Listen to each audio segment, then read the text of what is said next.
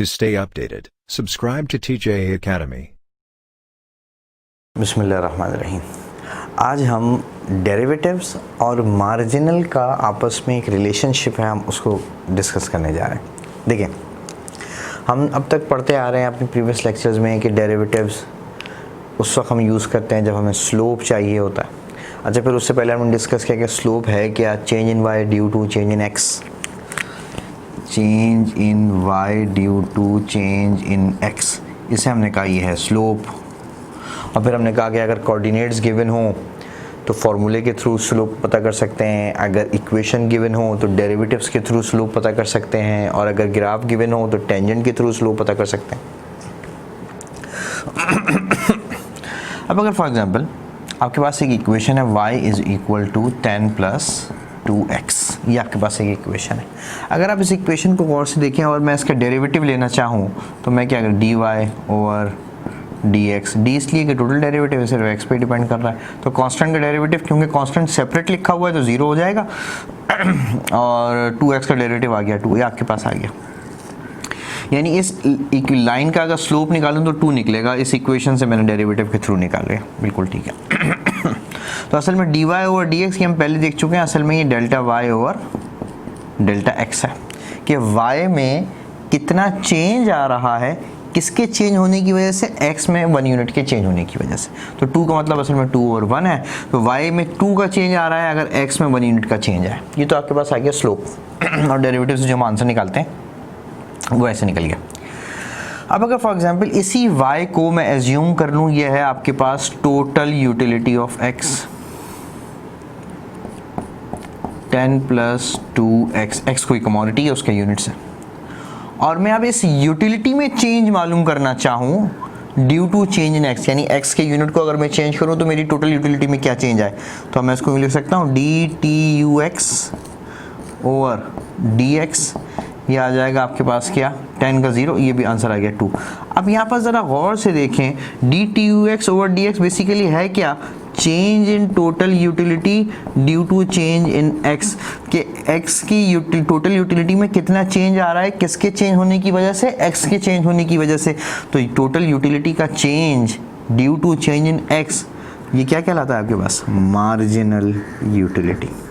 इसका मतलब किसी भी फंक्शन का अगर कोई यूटिलिटी फंक्शन गिवन हो, टोटल यूटिलिटी, और आपको मार्जिनल यूटिलिटी चाहिए, तो आप क्या करेंगे, आप उस टोटल यूटिलिटी फंक्शन का क्या ले लेंगे, डेरिवेटिव।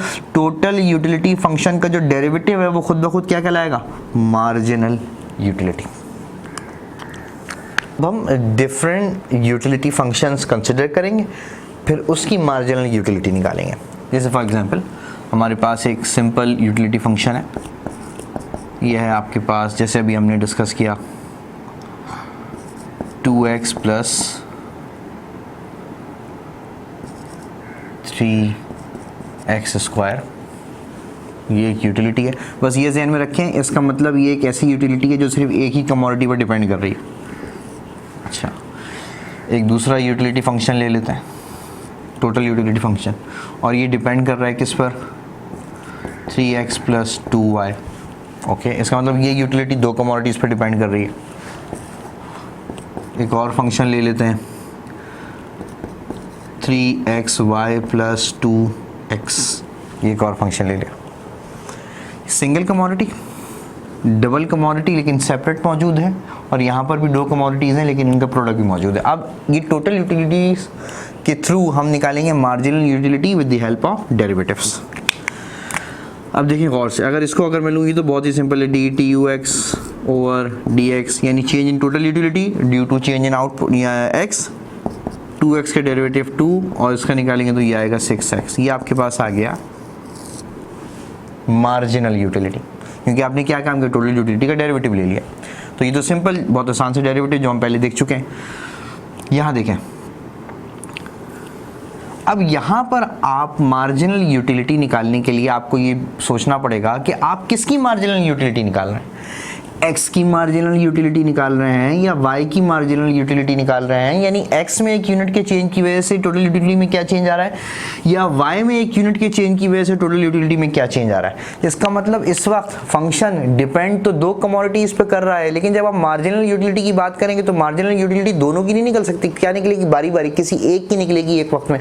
इसका मतलब यहाँ पे जो डेरिवेटिव अप्लाई करेंगे वो कौन सा डेरिवेटिव होगा, वो होगा पार्शियल डेरिवेटिव, क्योंकि यहाँ पर टोटल यूटिलिटी डिपेंड दो कमोडिटीज पर कर रही है, लेकिन आपको चेंज चाहिए किसी एक के रिस्पेक्ट से। जैसे हमने यहाँ पे किया डावा टोटल यूटिलिटी ओवर डावा x, तो अब x तो वेरिएबल कंसिडर होगा क्योंकि मैं x के रिस्पेक्ट से निकाल रहा हूँ, जबकि y as a constant consider किया जाएगा। तो 3x का डेरिवेटिव 3 और 2y एक पूरा कांस्टेंट, और कांस्टेंट अगर सेपरेट लिखा हो तो उसका डेरिवेटिव 0 हो जाता है, तो ये आपके पास निकल गई क्या, मार्जिनल यूटिलिटी। अब यहाँ पर हम डेरिवेटिव लेंगे, जैसे हमने कहा यहाँ पे भी देखें दो कमोडिटीज़ हैं, मार्जिनल किसी एक के रिस्पेक्ट से ही निकलेगा, ये x नहीं है, किसी एक के रिस्पेक्ट से निकलेगा, तो पहले हम x के रिस्पेक्ट से, अच्छा यहाँ पे हम अगर y के रिस्पेक्ट से निकालें तो देखें डावा tu ओवर डावा y, फिर ये कांस्टेंट हो जाएगा, ये पूरा 0, इसका डेरिवेटिव बचेगा 2, तो ये निकलेगा मार्जिनल यूटिलिटी ऑफ y और ये निकली मार्जिनल यूटिलिटी ऑफ x। अब यहाँ पर आ जाए, यहाँ पर भी यही वाला केस है, दो कमोडिटीज़ हैं, तो अब हम पहले निकालते हैं मार्जिनल यूटिलिटी ऑफ x, तो ये होगा डावा tu ओवर डावा x। यहाँ डावा इसलिए लिख रहे हैं कि ये दो कमोडिटीज़ पर डिपेंड कर रहा है, यहाँ d इसलिए लिखा कि ये डिपेंड ही सिर्फ x पे कर रहा है, तो उसकी निकलनी सिर्फ मार्जिनल यूटिलिटी ऑफ x थी। तो यहाँ पर हम बात करें, अब यहाँ पे ज़रा थोड़ा सा गौर से देखें 3xy, इसमें x मौजूद है, ओके, तो फिर 3y एज ए कांस्टेंट मौजूद है, लेकिन ये बात ध्यान में रखें अगर ये कांस्टेंट अलग होता तो इसका डेरिवेटिव 0 होता, यहाँ पर कांस्टेंट अलग नहीं है, साथ लिखा हुआ है, तो एज इट इज़ लिख देंगे 3y। अब x पर पूरा ऑपरेशन अप्लाई करेंगे, तो सिर्फ x पर पूरा ऑपरेशन अप्लाई करेंगे तो ये आखिरी में बचेगा 1, जो हम पहले देख चुके हैं, तो इसका डेरिवेटिव आ गया 3y। अब 2x, अब ये कांस्टेंट नहीं है क्योंकि ये x के रिस्पेक्ट से है, तो ये भी एक तरह का वेरिएबल है, तो अब इसका डेरिवेटिव निकलेगा 2, यानी इसका मतलब मार्जिनल यूटिलिटी ऑफ x निकली 3y प्लस 2। और इसी का अगर हम निकालना चाहें मार्जिनल यूटिलिटी ऑफ y, डावा टोटल यूटिलिटी ओवर डावा y, अब इसमें से 3x कांस्टेंट हो जाएगा, y को ऑपरेशन अप्लाई करेंगे, y 1 बच जाएगा क्योंकि पावर 1 है।